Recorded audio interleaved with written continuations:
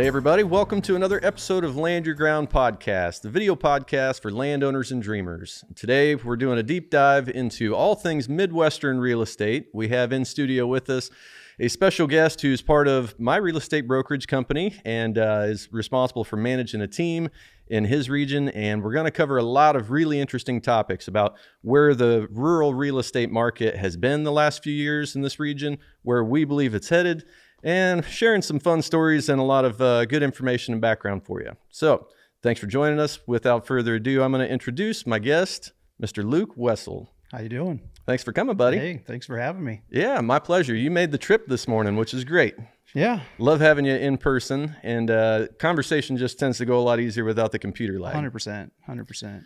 So why don't we tell our guests here a little bit like where you're kind of located, the area that, so they have a lens with which to view all the rest of this conversation. Yeah. So I am located in Southeast Wisconsin.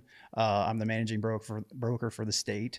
And, but I also partner with a guy in Southwest Wisconsin. So I am all over essentially the southern half of the state. Got a couple guys up north, and, you know, obviously as a company, we are very much Midwest oriented. Yeah. As I tell people all the time, we don't aspire to be a national power in what we do.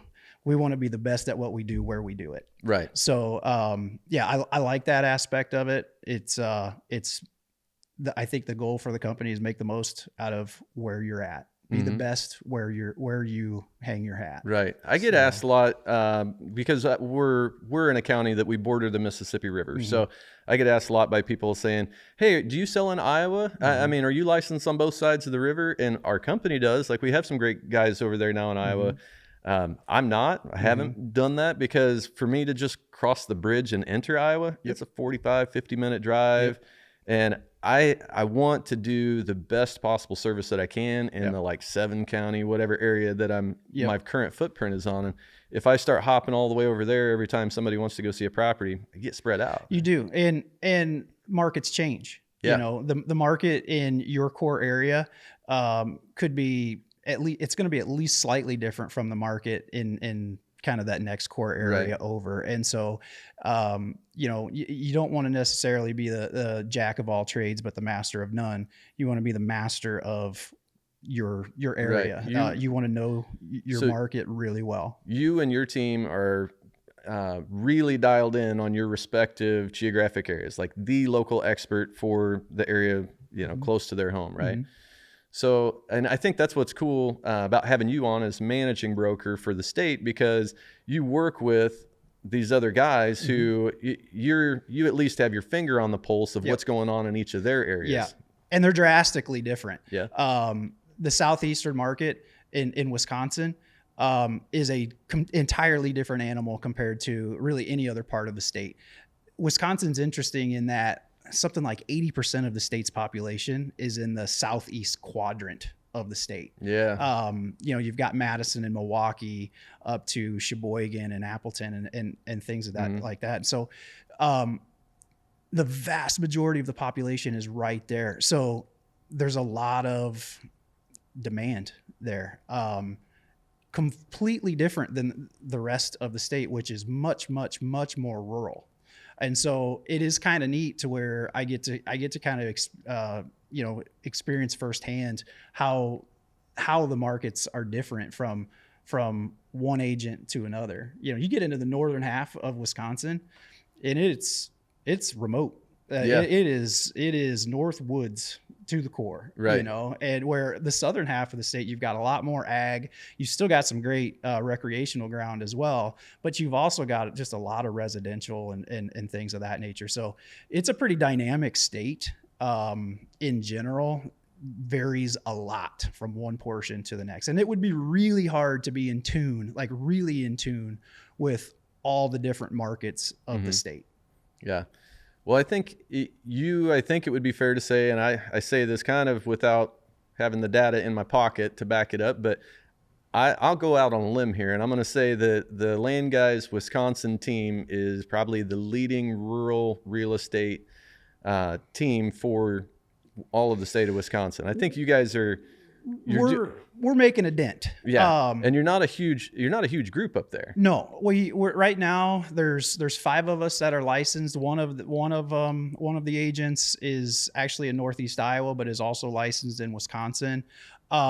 We are, I would say, just kind of coming out of our infancy in the state of Wisconsin. Like, I think we only got brokered in Wisconsin 6-7 years ago, something like that. Mm-hmm. We're not the biggest because there's bigger players out there that have been in that area for a lot longer. However, what I will say is we are making a significant dent in that market share in a fast way. Yeah. And I think it's kind of a testament to just the LandGuys style and how we go about our business. Yeah. So, well, let's talk about what the rural real estate market is doing and what it's done a little bit over the last few years. And I almost hesitate every time it starts to come out of my mouth to use COVID as like the tipping point or like the AD versus BC threshold that we've crossed. But everybody knows everything was different before COVID and since. So let's just say since 2020,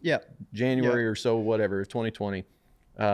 What's the real estate market in Wisconsin done first? And I'll give my perspective on what we've seen here. I would say in general, it somewhat parallels probably most real estate markets with different variations, but you can't talk about the last 4 to 5 years without bringing up COVID, because it was a game changer in so many different aspects across the world. And, in our case in real estate, it is kind of the origin of the robustness that real estate is today. Like it became much more dynamic since COVID.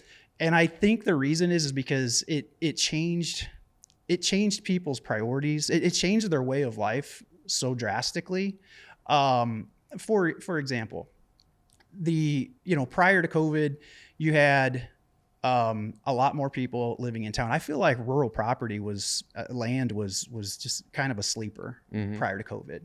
But once everything kind of shut down due to the pandemic, people kind of opened their eyes because they're like, all right, well, what can we do now?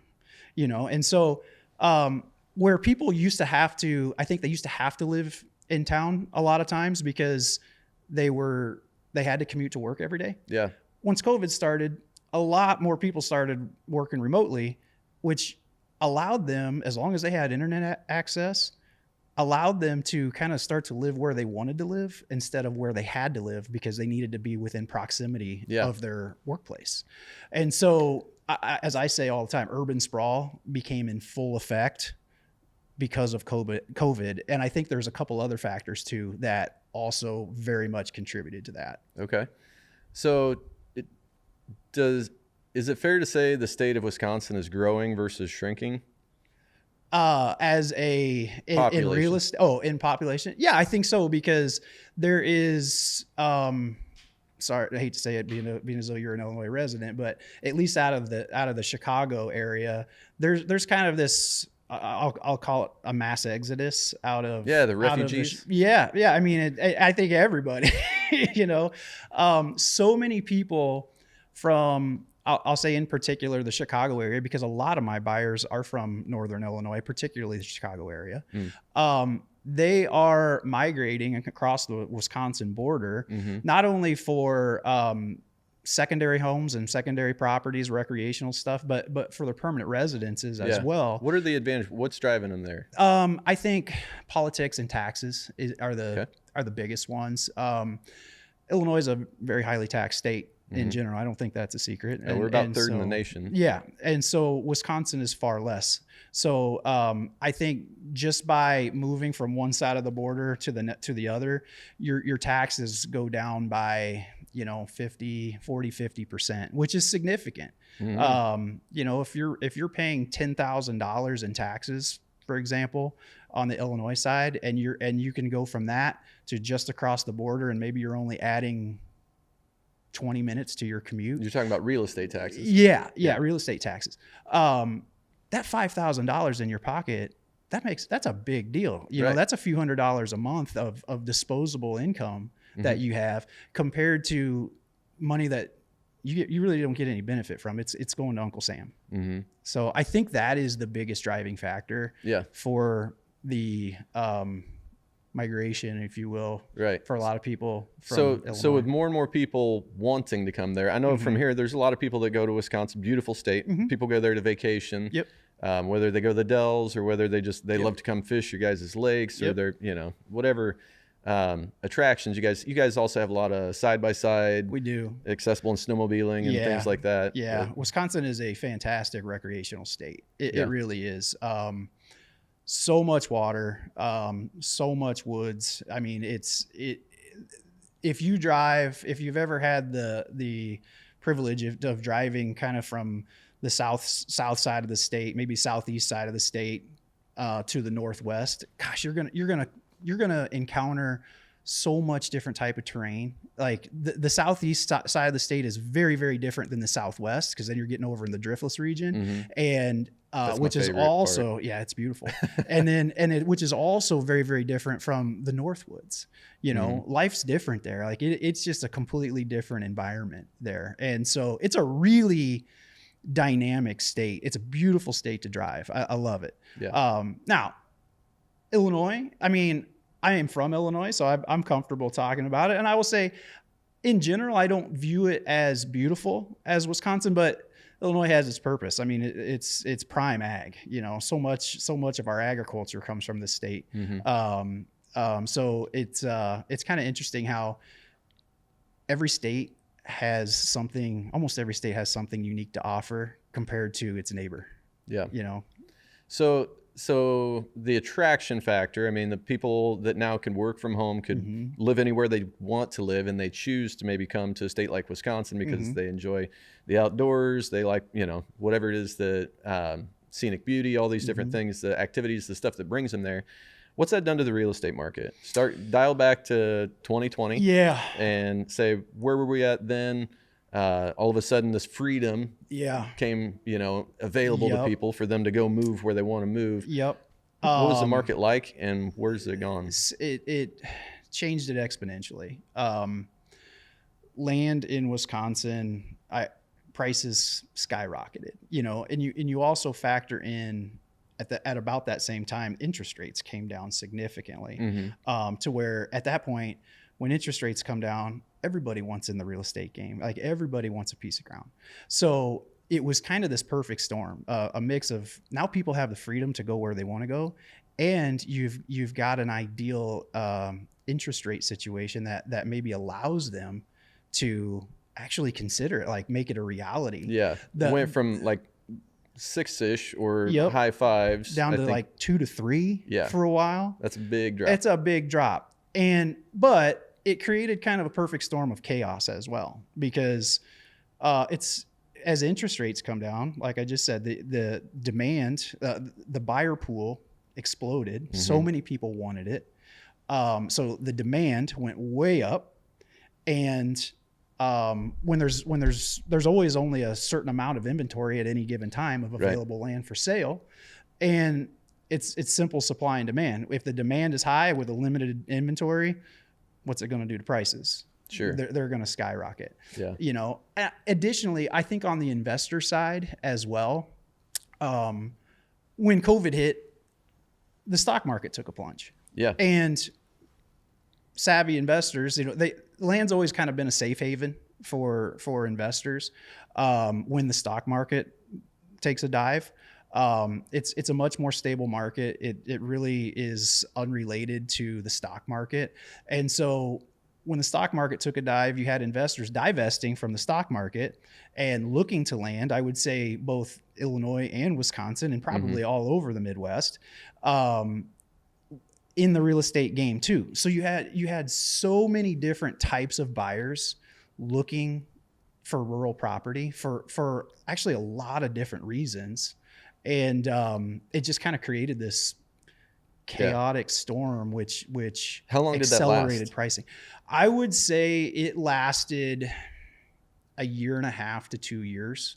And I think since then, the pure chaos of it has settled.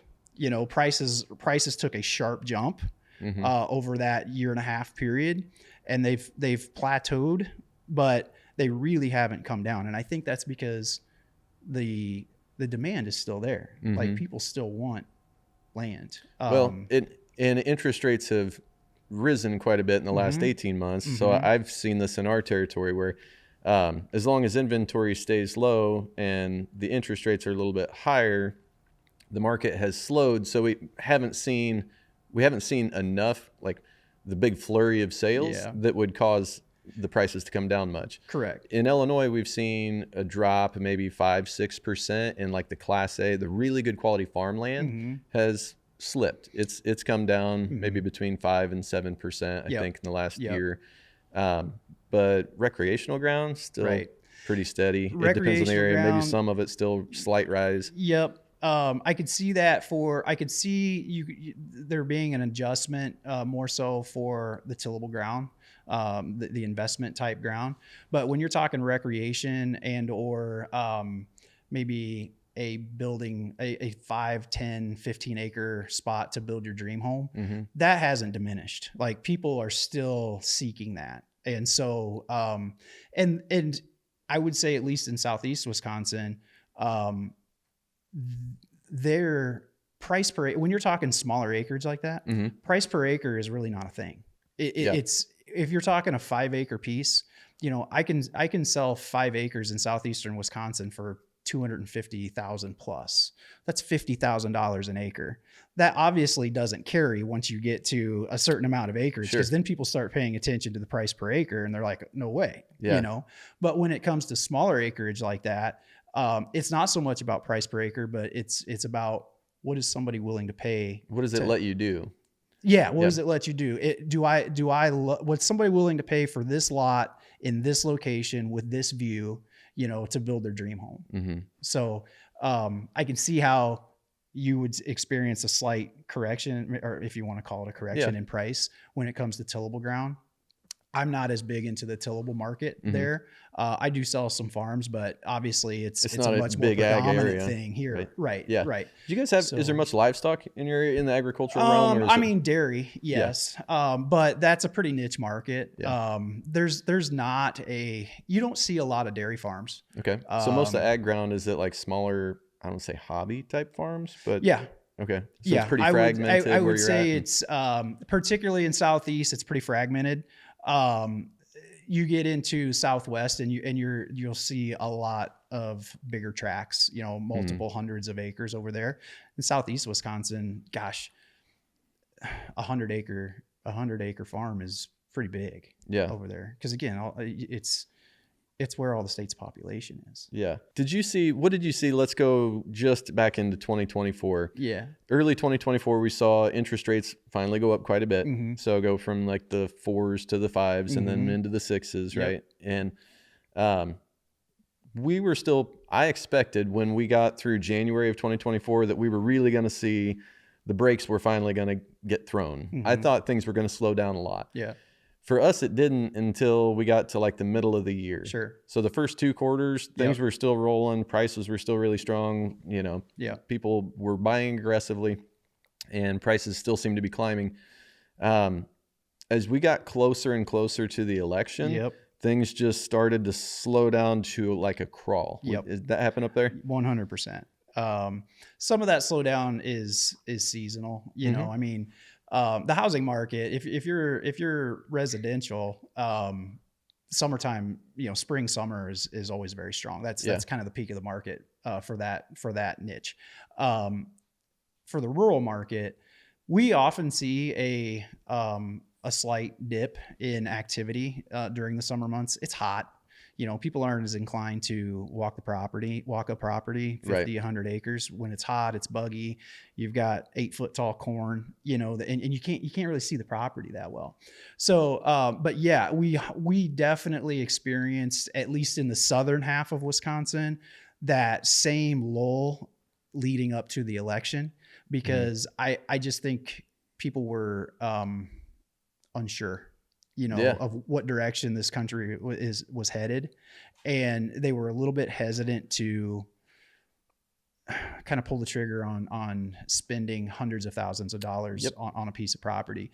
Justin Bernclaw and I, we talked about that frequently for probably a good 3-month period. It just seemed like showing slowed down and there was a lot of buyer hesitation right up to the election. Yeah. Now, day after the election, Yep. it's like they flipped the switch. I charged my phone 3 times the day after the election. Yeah. I think, you know, not to get into politics, but I think generally speaking, consumer confidence went up pretty significantly right after the election. You saw a big jump in the stock market and things of that nature. So, it seemed like, and I don't know if it would have made a huge difference either way, but I think it was the question mark, like people just not knowing who is going to be our president, you know? I think they didn't know if they were going to wake up and the stock market was going to take a big plunge, absolutely, or if, you know, their job was going to be at risk, or if their city was going to be on fire because of the backlash of whatever. Unfortunately, it's so true. Yeah. You didn't used to have to worry about that stuff. But everybody, I think, kind of everybody's on pins and needles. They were leading up to the last one. But we've definitely noticed like buyer confidence has increased, showing activity has increased since November. You know, and things just seem to be a little healthier right now compared to what they were over the summer. Yeah, for sure. So, are we in a land bubble, or do you think this is just like the new normal? I don't have the crystal ball, but my personal opinion on it, I think we're experiencing a new norm. I really do. Because the thing is if you kind of take a step back, again, I feel like people's priorities changed. They kind of woke up to land as an investment through all, you know, that early 2020s. Mm-hmm. They started saying, hey, you know what, this is a solid place to stick some money. And they're seeing pretty strong rates of appreciation right now. They are, for sure. And I mean, it's not jumping exponentially, but I would say for the most part, there's still a nice gradual rate of appreciation year over year. And the other aspect of it is the interest rates, relatively speaking, aren't terrible. Right. There's a lot of people that view it that way because we get used to a good thing really fast. Yeah. And so those 3% interest rates, people are like missing that, you know. But relatively speaking, you know, you talk to our parents when they bought their house and they're paying 16, 18. I've even heard some people paying 20, 22% back in the day. Yeah. So you keep things in perspective. Yeah. How'd they survive that? I have no idea. Now, granted, the prices they were paying back then were a fraction of what the prices cost of living now. in general was down so much. Absolutely. They were so I think that's bleeding how they it all survived to interest. it. Yes. Yes. I grew up with both of my folks selling real estate. Mm-hmm. I mean, not my entire life, but so probably from the time I was 13 or so on, you know, so every night dinner table talk was all these real estate deals and stuff. And you just kind of always living around it, day-to-day stuff. And hearing what kind of interest rates were like through the 90s and, you know, leading up to the 2000s, whatever, when I went to college. And then when I got out of school, my wife and I got married in 2005 and we bought our first house. And I don't know how, we were cleaning out our office, moving some stuff around here a couple months ago. And we found the original loan docs from when we bought that. It was 7.25%. 7.25%. That was 20 years ago. Sure. And things have gone up since then. And then they got much lower than that. And now that's back where we are. They really haven't gone much higher since then. You know, I think it got into the 8s for a period of time, but it's relatively short. Yeah. So I think that it's important to keep in perspective, like interest rates really are not that bad right now. And so I, particularly when I'm working like an expo or I'm working a LandGuys booth at an expo or something, and I'll have a lot of people come up and just want to chat with me about the market and whatever. And a lot of them will say, I've dropped out of the market. I'm waiting for the interest rates to come back down before I jump back in. I personally think that is kind of a misguided way of thinking. I don't think they're correct in that way of thinking, because once that happens, if it happens again, first of all, we may never see 2 or 3% interest rates. No, but if it goes from 6.5 or 7 back down to 5 to 4 or 5, it's going to be chaos again. The price will go up. The price will go up because a lot more people are going to jump back in the market, and demand goes up. Right. Limited inventory still. And there's only one winner for any transaction. There's one buyer that wins. And so it turns into a lot of frustrated buyers. Yeah. Like they might make offers on several different properties, but there's only one winner. The average rate of appreciation in Illinois on the recreational class of land in the last 20 years hovers or bounces back and forth in a range between like 3.5% and 7%. In the last 10 years, it's been consistently between 5.5% and 7%. So some areas are experiencing like 6 to 10% appreciation, and others are maybe like 3 to 5 because they're just softer, weaker, further from a metro area. There's just less buyer demand pressure there. But on the whole, if you're buying hunting land or recreational property, at least in my state, your rate of appreciation is pretty on par with your rate of interest you're paying. It is. So if you hold out and you're waiting for cheaper interest, the price goes way up. You've missed out on all that appreciation. If you buy your property today and your interest is maybe 7% or something, but you're getting, 5 or 6% annual appreciation, the minute the interest rates drop, maybe you can refi, but at least you capitalized on your $300,000 farm or whatever. All of a sudden just gained $20,000, $25,000, $30,000 worth of value in a year. And I tell people all the time, you're going to pay for it one way or the other. You're either going to pay for it in sales price or you're going to pay for it in interest. They're correlated with each other. Right. Unless you get to the point you're cash. Unless you get to the point, absolutely. Then life is good. Then the interest rate doesn't matter to you. Right. But if you're the common man and you're playing this game where you're concerned about when to get in and buy something. Yeah. So I tell people, there's a saying in real estate that's date the rate, marry the property, or marry the house. How do you feel about that? I agree with it to an extent, because what I tell people is when is the right time to buy something? It's when, one, the right property or house comes along that you love, and two, when you're comfortably financially capable to do it. Don't go beyond your means. Like, don't stretch yourself too thin and put yourself at risk. If you have the means to do it and you've found the right piece, I don't honestly care what the rate is. So I like the saying, date the rate, marry the property, but with limitations, because what I'm not saying is put yourself in an uncomfortable situation. Sure. But if you have the means to financially afford it and you can do it, acquire it, make it yours, and then be opportunistic. And when the rates come down again, when they will, there's another parallel here. You have kids. I do. So you're familiar with, rewind your mental clock back to the point where you and your spouse are discussing when the right time to start having children might be. There is no right time. No. Every couple, I think, experiences that. Sometimes you either have kids before you were quite ready or whatever, or it's like, or you're trying to have kids and you can't. There's a lot of different factors there. But for the majority of people, that discussion between husband and wife is like, well, we'll be better off in a year or two when I get this promotion, or once we get the car paid off, or once we if you wait and you wait and you wait until everything just lines up and everything's perfect, you're missing out on so much in life. You are. I totally agree with you. You can always find an excuse not to do something, in any aspect of life. You should be responsible in making the decision when it's right, but also don't talk yourself out of everything every time. Right. You're gonna live a very disappointed life if that's how you live your life.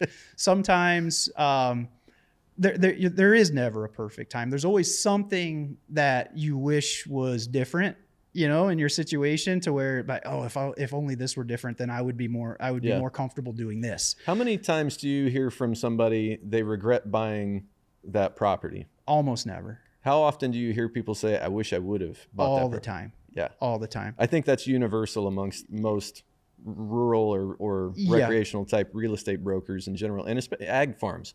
I hear almost never from a farmer or investor, I regret buying that piece of tillable ground. It's always, dang it, I should have bought it when it was this price. Dang it, I should have bought that one when the neighbor offered it to me, or whatever. As they say, the best time to buy ground was always 20 years ago.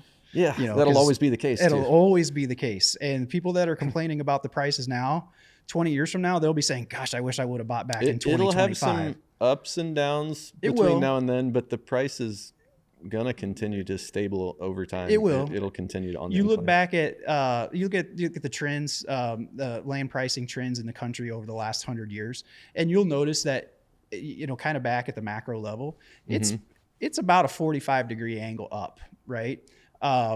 It's truly one of the world's finite commodities. Like, they don't make any more of it. Right. So and there's more people every day that want absolutely. And so it's one of those things where it really has no other direction to go, because it's always in demand and they don't make any more. So now, if you zoom into the micro level, you'll see little dips in it, where, you know, short periods of time where land values go down, but you'll notice those periods are all relatively short. Look at 2008. You know, land and property in general went down. But people aren't talking about 2009 and 2010 the same way, because by that time it was back on the uptrend again. Yeah. So I think that's why, again, it's kind of considered a safe haven. If you want to invest in a solid, stable, you know, relatively stable market, land's a good option. Let's talk for a minute, because you've been selling real estate for how long now? In total, I believe I've been in almost 8 years. Okay.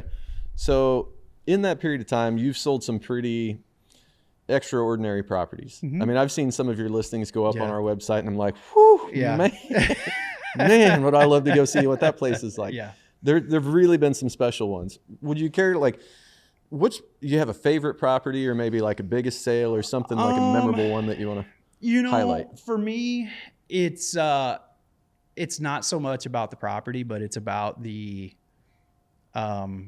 experience for the client. Like, I know that sounds lame. No, you kind of get to live vicariously through them a little bit. You do. And I mean, anytime that there some pieces of property, recreationally speaking, like some properties are just more exciting than others. And when you walk onto one of those exciting pieces and you have the opportunity to list it, you're salivating, because you're like, oh, this is awesome. Yeah. You know, those are the real fun ones.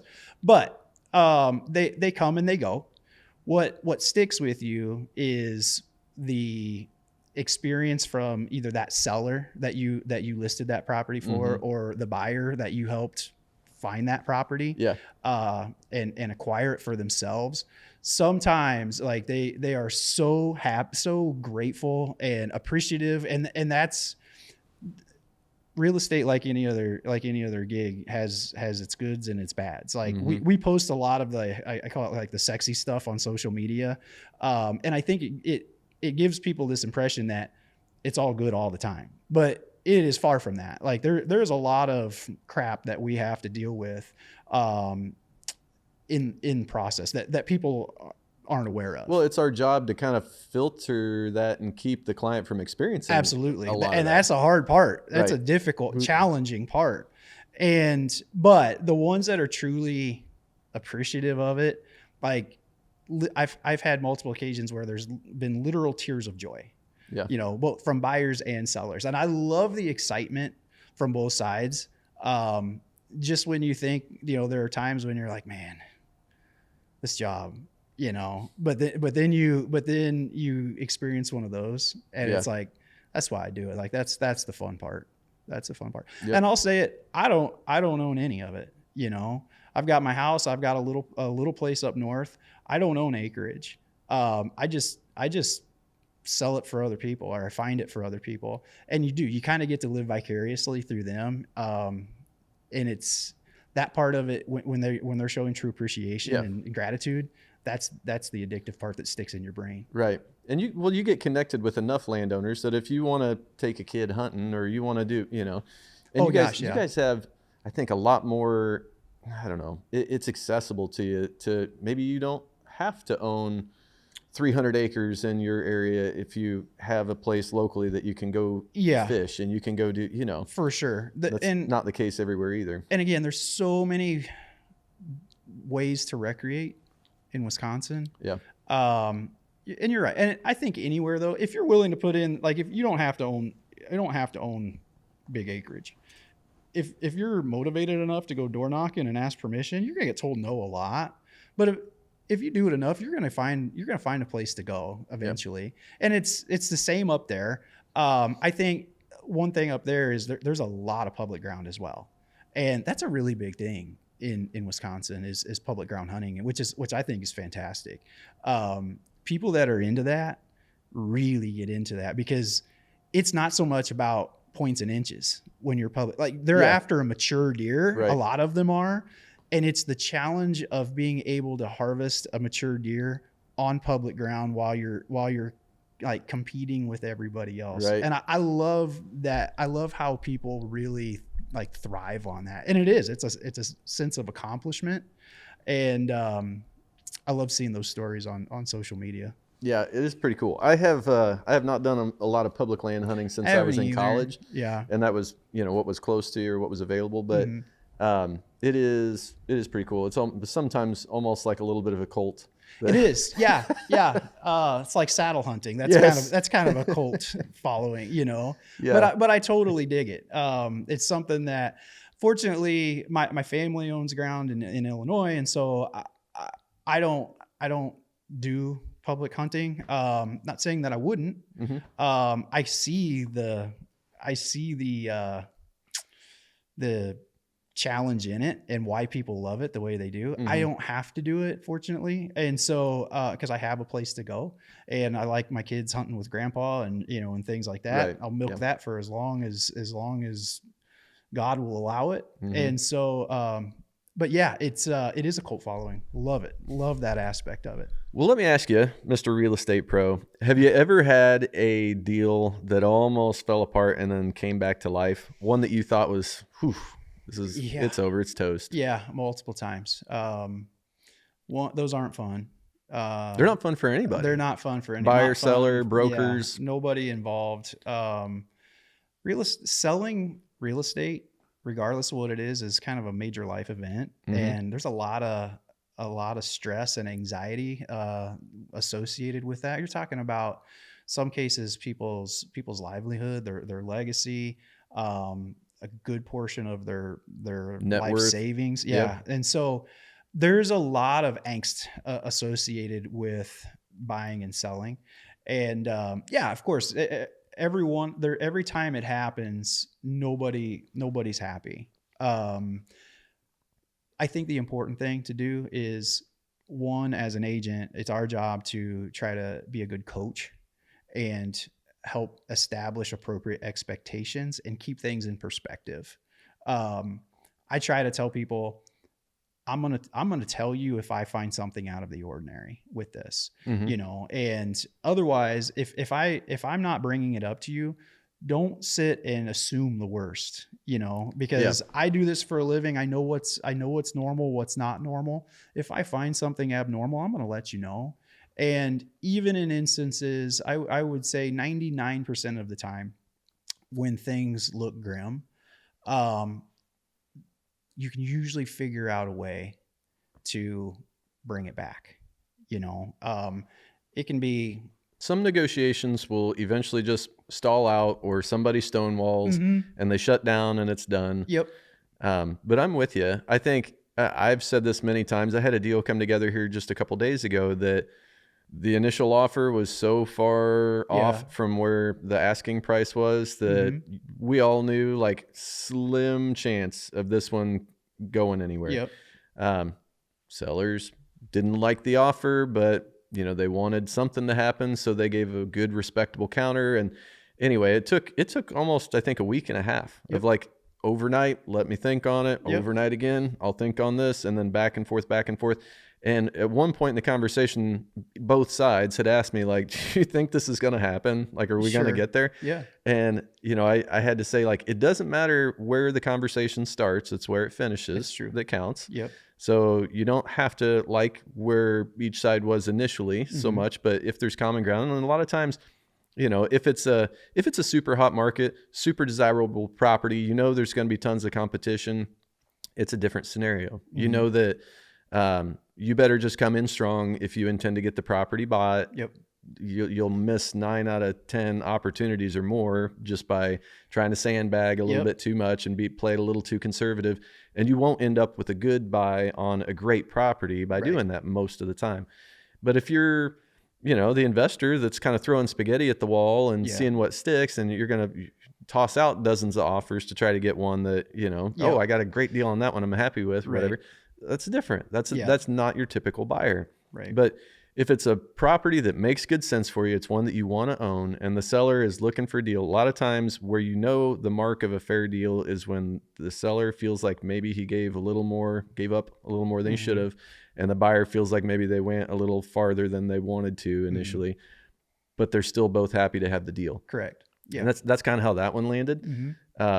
Those are not, I wasn't like gritting my teeth or stressing through the whole thing on behalf of either party, but didn't think it was going to come together. And it did, because both parties, like you said, were coached. The only way that I coached them was to treat the other party with respect. Of course. And to think on it and think about the end result that they really wanted. And whatever they did, I was going to back them and be supportive of. Yeah. But that's the only encouragement most of the people I think they need, is just letting them know that they're in control. They get to make the decision, and whatever decision they make will be the right one. Yep. As long as they've really thought about it. Yep. If they're a person of faith, they better be praying about it. Yep. But negotiations tend to not fall apart until one person kind of spits at the other one. It does. And I think there's a really common tendency. I've noticed that in any given transaction, like, it's kind of rainbows and butterflies right up until the point where negotiations start. Okay. Or even after the offer is accepted, because I think it's human nature. There's a common tendency for both sides to think that the other side's trying to screw them over somehow. Sure. They're taking my money. Yeah. You're taking my money, or, there's just this tendency to think, he or she's trying to do me wrong somehow. Maybe they'll send an amendment to their offer. And it could be for a very valid reason, but I think the important part on both sides, relax, keep things in perspective. Nobody is forcing you to accept an offer. Nobody is forcing you to make an offer that you want to make, that you don't want to make. And there's other aspects that you can do. So, for example, maybe as a buyer, you're not willing to go as high as what the seller wants to go, as where the seller would like to go. But maybe there's something about it that you can do in your offer that's accommodating to the seller, that'll get them to say, all right, the price isn't exactly where I want to be, but this part of this offer is really ideal for me, and so what I do a lot when I'm writing offers for people, I'll ask the seller or the other agent that's involved, what's an ideal scenario for the seller as far as closing? Do they need any post-occupancy in here? It's all situational, but what are the other important things that matter to them? What matters to them? Right. It's not always about price. Sometimes it's about timing. Sometimes it's about convenience or ease. There's ways to get creative and negotiate to at least attempt to find common ground to make both people happy. What's the craziest thing you've ever seen happen in a real estate deal? Gosh, if you care to share it. Yeah, no, that's there've been some stuff that you probably shouldn't share.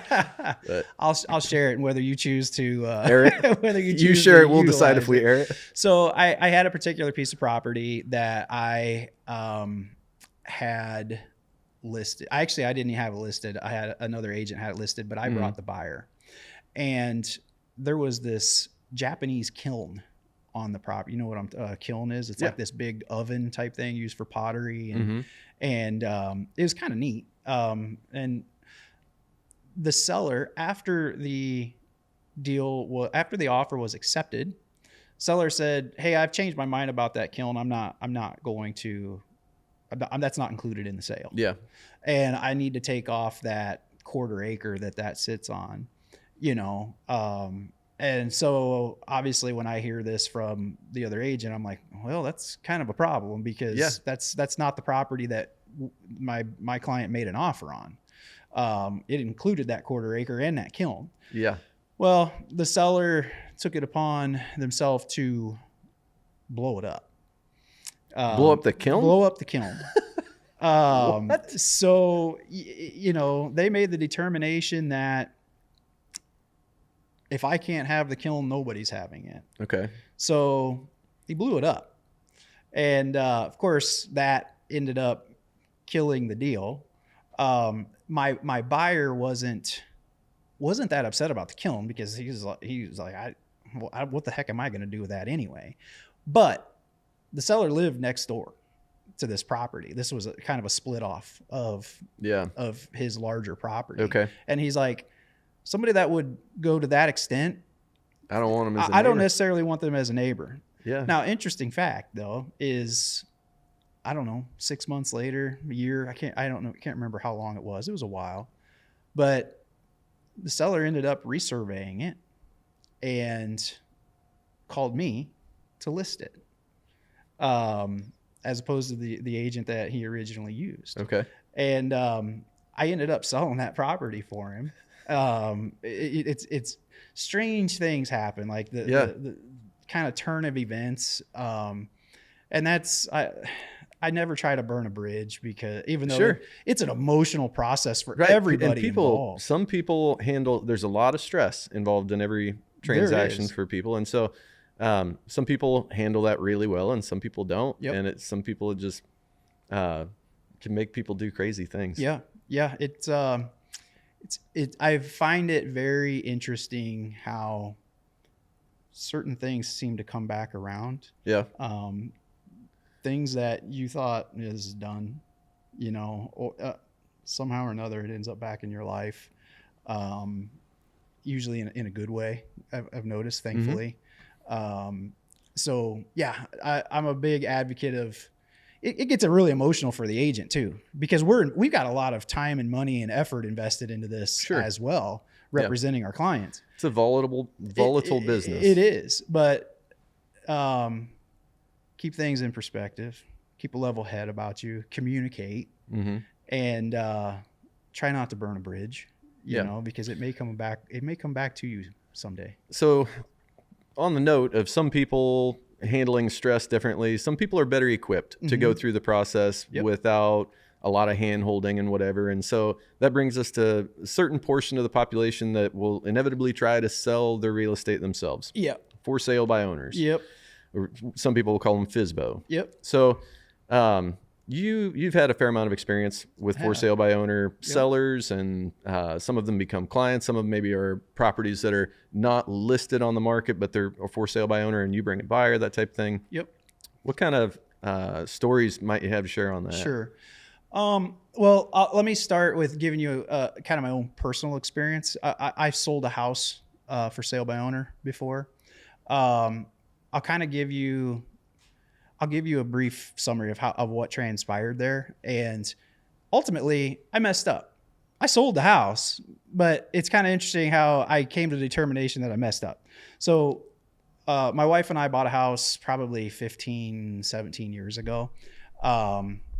Paid $140,000 for it. Just a simple ranch home. And we owned it for 5 years. Job wanted me to move closer to Milwaukee, where I am now. And so we needed to sell that in order to move. I had zero, again, this was 12, 15 years ago. I wasn't in real estate at the time. I didn't know the real estate market. And only living there 5 years, for some reason, my wife and I had it in our head that this was a break-even proposition for us at best. I really didn't think that I had earned any appreciation, equity. Like there had been any appreciation or really had any equity built in or put into it. So the dreaded C word was on our mind, which is commission. Because of that, we thought, you know what, let's try to sell it ourselves. And so we did. We found a buyer. we ended up selling the house after 5 years of ownership for $1,000 less than what we bought it for.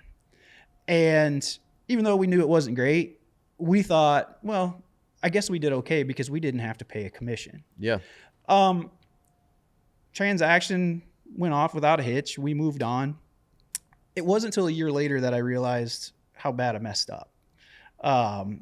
Because my neighbor, who we were friends with at the old place, called me one day and said, "Hey, your house is for sale again." Mm-hmm. And I said, "Really?" And I said, "For how much?" And he said, $180.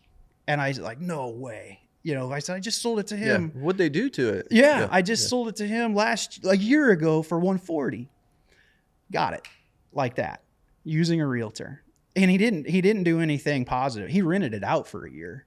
And I know that's usually not good for the condition. It's not good. No, we were looking at the photos. Yeah. And we're like, that's not even the same caliber house that we sold, But that's where it occurred to me, like the power of a realtor. Mm-hmm. That guy made $40,000 on that transaction. He grossed $40,000. And on if you do the math, $180,000 transaction, assume he paid that agent 6% commission, which is roughly 10 grand. So he netted $30,000 in a year's time on that house. Yeah. And that's when I was like, man, did I mess up? Because $30,000 still today is a big deal to me. Yeah. 15 years ago, it was an even bigger deal. Yeah. And I'm thinking that $30,000 would have helped so much. Right. In the down perception payment. That you were going to save X dollars, Oh 6, 8, 9,000 maybe in commission. Yep. You left a lot of money on the table. I table. left a lot of money on the table. And I think that the bad C word, commission, is the main reason why people are motivated to try to sell something by themselves. We just don't like that word. But it's kind of interesting. What if you replace the word commission with a fee? For example, look at your financial advisor. Mm-hmm. Why do you hire a financial advisor? Because I don't know jack about the stock market. Exactly. And most people don't know jack about real estate if you're not in it every day. I think they think they do. They think they do. Right. But you're hiring your financial advisor to do better with your money than what you can do yourself. Right. And you could apply the same rationale to why you might hire a realtor to sell your place to do better with that sale than your investment, because it is an investment, than what you can do yourself. We pay them a fee, a financial advisor, a fee, regardless of whether they make us a dime or not. Right. And we're okay with that. Yeah. They're getting paid, we'll call it, 1% to 2% a lot of times of the entire value of your portfolio, mm-hmm. whether they make you a dime or not. And we seem to be okay with that as a society. It's accepted. It's accepted. But the concept of paying a commission mm-hmm. on a sale is not as accepted. It's that ugly C word. And the crazy thing is we only get paid that as agents if we actually do the job for them. Right. If we bring them an offer that they like. Yeah. Well, you have and get them successfully to the closing. Absolutely. All the risk is on the real estate brokers in that whole process. It really is, because if there's no success in sale, if they don't get their money, we don't get our money. And matter of fact, in a lot of instances, we lose money because we have time invested into it. We have gas money invested into it, especially in the rural market. We're driving several miles, pulling a side-by-side most of the time. Let me ask you, we're getting 6 miles a gallon. Yeah. Sidebar. Have you ever made a successful real estate transaction and still lost money as a broker? I don't know that I have lost money, but you could make an argument that I did, because I have basically broken even as far as I basically have made next to nothing in commission before, but I've got plenty of expense into it, mm-hmm. In video editing, all that stuff. That's not free to me. For sure. I pay good money to have that stuff done. And again, I may have shown that property 20 times and pulled my side-by-side out there 20 times. Right. So you can make an argument that say, yeah, I've successfully closed one, but really didn't make any money. Mhm. I wouldn't say that's a common thing by any means. No, but we couldn't stay in business if it was common. Yeah. For sure. I just needed to pick me up. I just needed to know, Luke, that you weren't the only broker that's happened to before. I've told sacrifices, people, you know? that there are occasions where somebody will call me, and if you're listening to this now, please don't call me and say, "Hey, Chase, I've got this little lot down on the river that's got a cabin that's ridden with termites, and I need you to list it because I really need the money right now." Yeah. I mean, because I will help you. Yeah. If somebody like that needs help 9 times out of 10, Yeah. I will still help them. But I know generally those are kind of a losing proposition. Yeah. It's a service people call. I just appreciate that I'm the person that they call when they need help. Understood. But yeah, there's a lot of times like that where you couldn't charge enough by the time No. your marketing goes into it and the man hours and whatever.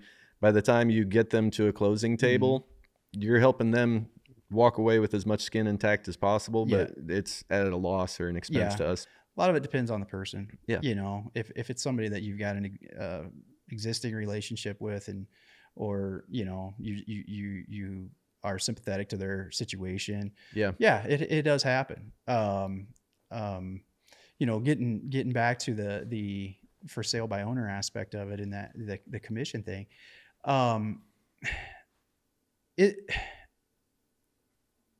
again, you go back, you do the math, you know, how do you as a owner who maybe doesn't know how much your property is really worth, how do you pick a number, you know? And you look at, there's all sorts of stats on the internet. Like, all you got to do is Google, you know, selling for sale by owner versus selling with a realtor or something of the sort, and all sorts of stats that, and by and large, they all favor selling with a realtor. One interesting one that sticks out with me is from a 2023 study.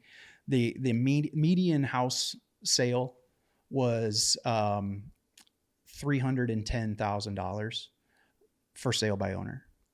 The median house sale with a realtor was $405,000. That's a $90,000 difference, $95,000 difference, and which is 30%. You know, and people, for lack of a better term, they squawk about having to pay a realtor 5-6%, whatever it may be agreed to. It's always a negotiation. But to give up, we'll call it 5 or 6% in order to net 25% more. Right. Like, there's no savings there. There is no savings there. And for sale by owner scenarios have dropped significantly in the last 25 years. You know, where I think it's 1985, there used to be about like 20% of the housing market was sold for sale by owner. Now it's down to like 6 or 7%. You know, and I think, and you think back about it, and it makes sense. We didn't really have internet in 1985. Yeah. There's so much. And so I could see a person saying, well, I got just good a chance selling it by myself than what I do with a realtor. The power of the internet is so strong. That's something that people cannot underestimate in today's world. And the platform of the brokerage that you're using. So what's the biggest mistake that sellers make when deciding to go FSBO? If you can boil it down to 1 point. Gosh, I don't know if there's a single biggest mistake. I guess if I did, it would be lack of research. Do the research before you make that decision. Now, I do think there's a time and place for sale by owner. Yeah. And typically that's when you pretty much know who the buyer is going to be already. You know, maybe it's a family member or a neighbor, sure, or somebody that has approached you directly at some point in time and said, hey, if you're ever going to sell, let me know because I'm interested.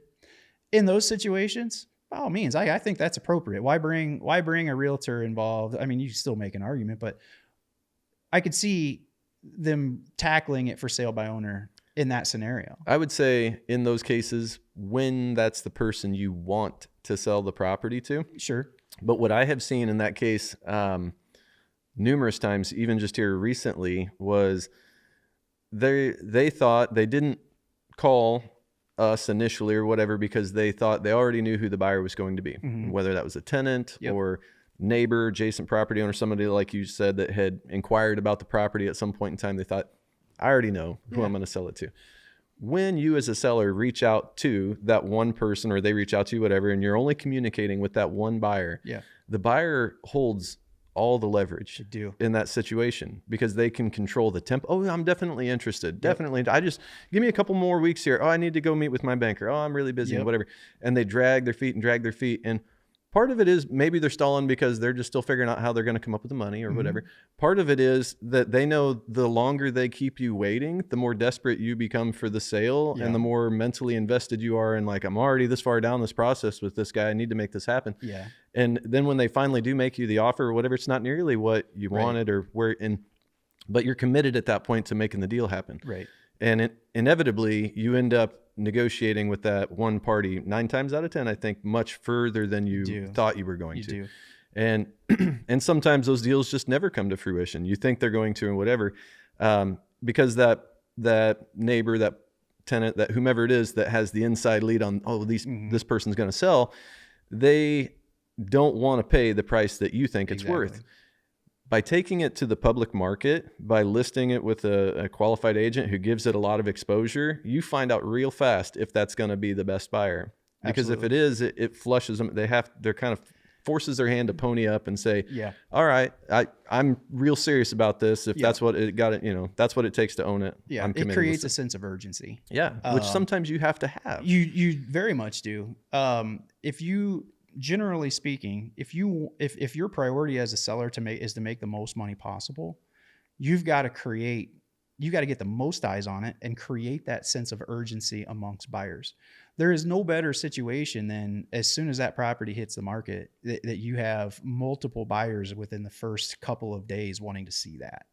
Because those buyers, if they see it and they love it, they're not going to haggle on price because they know there's other people that are looking at it also. Right. And so it's like, yep, I'm not gonna dicker on price. I'm gonna give them the best offer that I'm comfortable giving and try to secure this for me right now. Because in their negotiations, sometimes extended negotiations, they got a chance of losing out to somebody else. Right. There's a fear of loss. Again, there's one winner for every property, and so there is that fear of loss.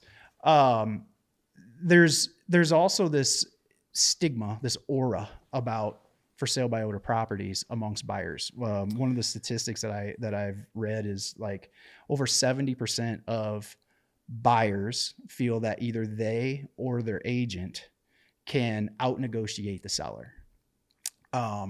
So buyers that are looking at FSBO properties, they're doing it because they feel like they can get a better deal. They're going to get a deal. Yeah.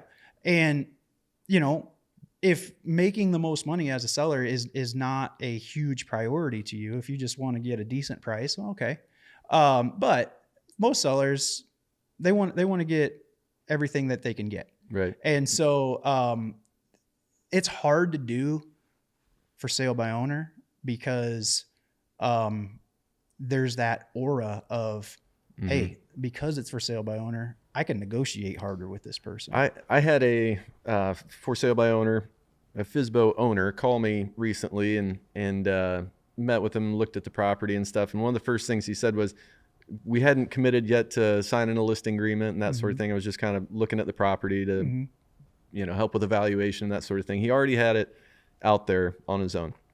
And his comment to me was, I've got somebody interested that's supposed to be coming to look at the property. Can I hire you right now just to show it to him? Because I've been doing this and I suck at it. And good for him for acknowledging that. Very humble on their part to just say like, sure.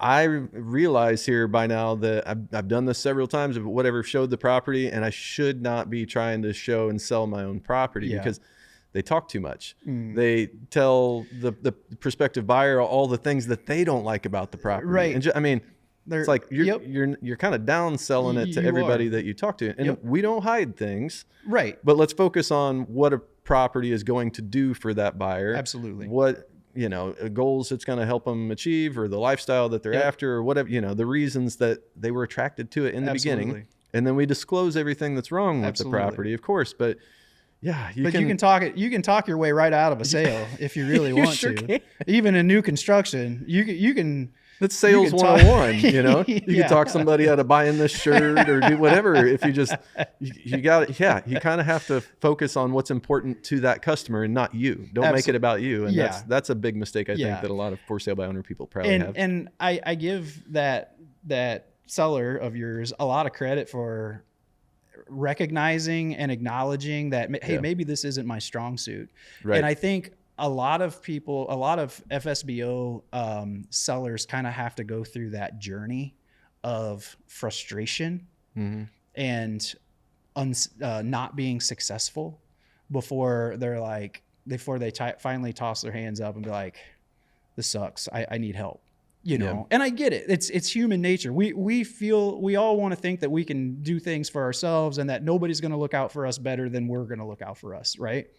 So I get it. I'm not faulting them for it, but I've found it interesting just in 2024, in Southwest Wisconsin, Justin and I, we had 3 different former FSBO sellers or FSBO owners contact us saying, hey, we've been trying this for 6 months. We just can't get it done. Come talk to us. Yeah.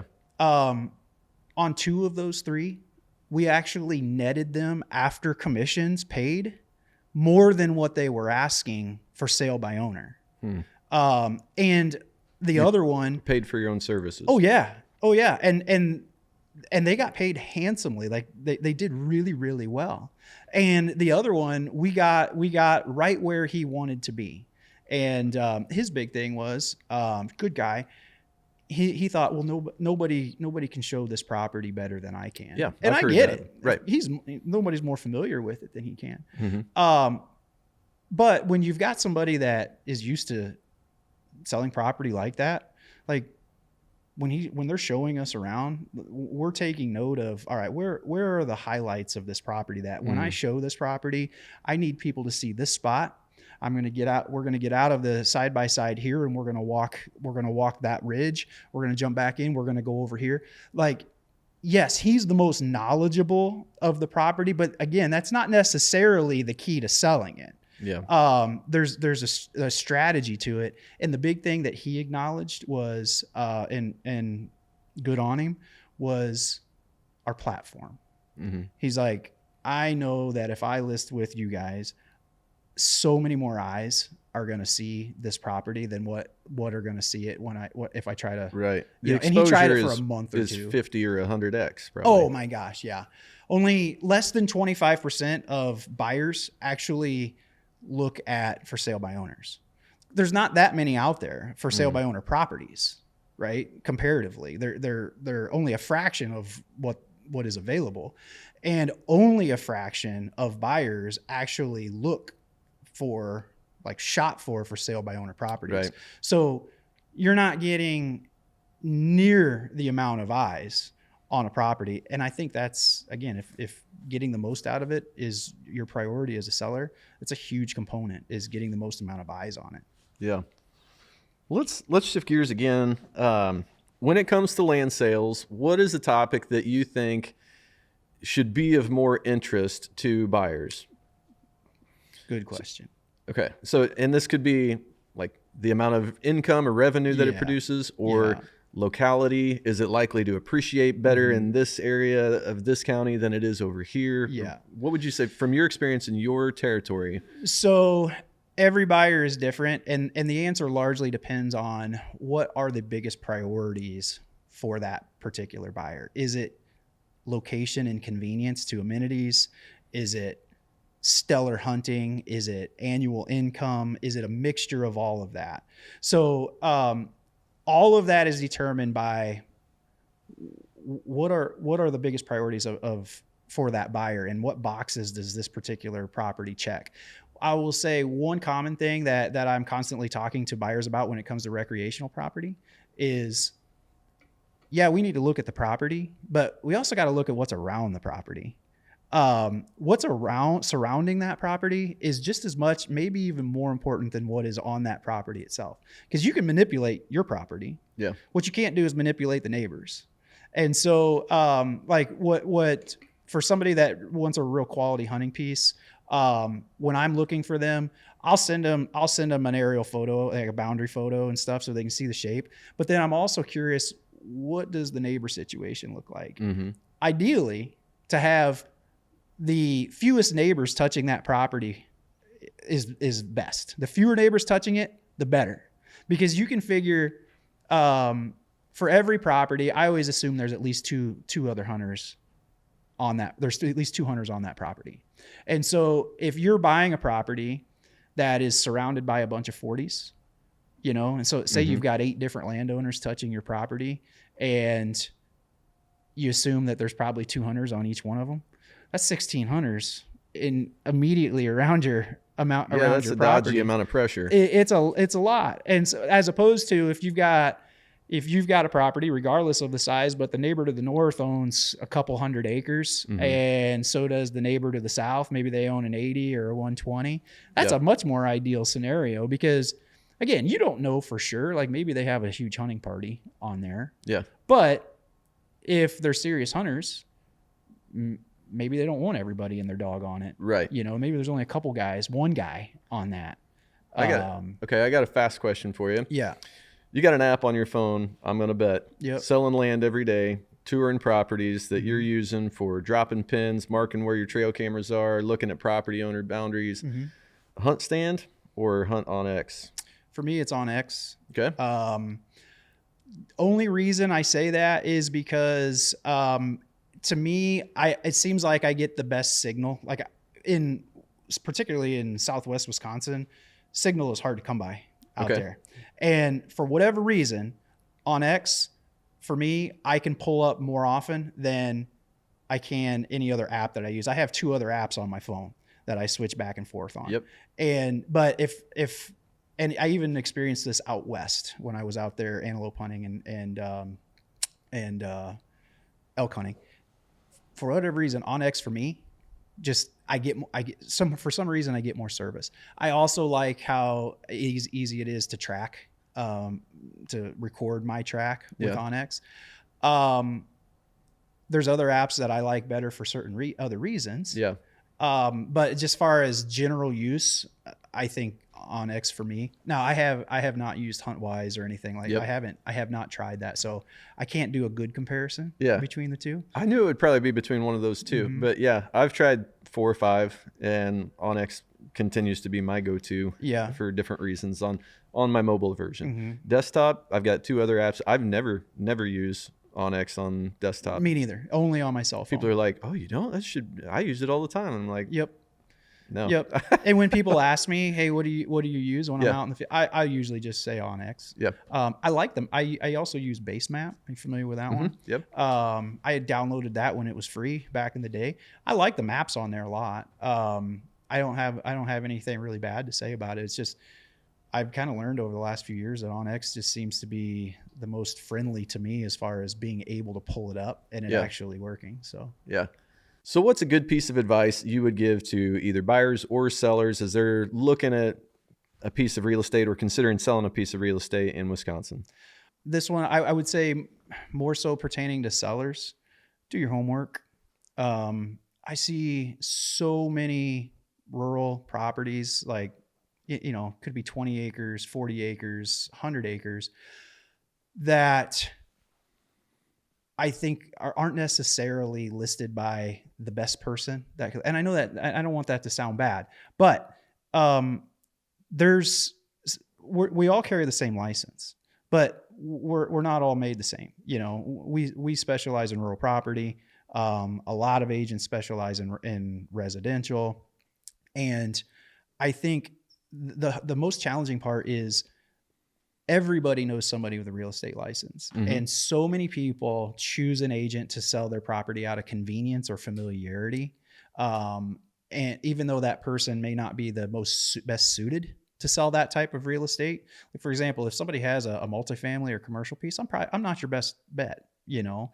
But when it comes to a piece of ground or a home in the country, I think I would be a pretty darn good option, because that's where I hang my hat, you know. Mm-hmm. That's what I specialize in. And so, but I think so many sellers know somebody or a friend of a friend type thing, and they just choose an agent out of convenience. And I see it a lot where I'm at, and it's really easy to spot, because you can tell by the pictures that they take.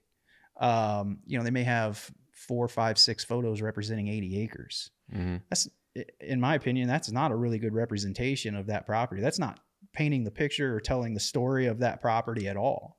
And you can also tell in the description that they write. You can tell they're stretching to try to come up with the right words to make this sound appealing to people that aren't necessarily, that they're not necessarily familiar with. Like they may not be outdoorsy or rural people, hunters, but they're trying to sound it, you know, in their description. Yeah. I recognize that too. We've seen some listings that will get put up, and you read the description and it'll say, great property for horses and your livestock friends, something like that. And it's like an acre and a half. And you're like, well, from one horse person to another. I'm gonna tell you, that's not the right property. One of the biggest like red flags is when it starts, a true hunter's paradise. I can't tell you how many listing descriptions that I've seen where that is the first sentence of that description, a true hunter's paradise. It's so generic. Vague and generic. Yeah. You can tell that person doesn't necessarily speak that language. Right. You know, they don't know what else to say about it. They don't because they don't live that lifestyle. You know, they're not familiar with it. Yeah. So well, good feedback on that. Would encourage anybody who's in the market in Wisconsin or Illinois or Iowa, Northeast Iowa, you're connected with the team up there. How would people go about reaching out to you, Luke? Real easy. I think the easiest way is go to our website, LandGuys.com. You'll find every agent in the company there, and you can. I think that's a good. If you're a buyer, it's a good place to start. To kind of start to educate yourself in general, and learn what agent is representing what specific area, if you have a specific area in mind.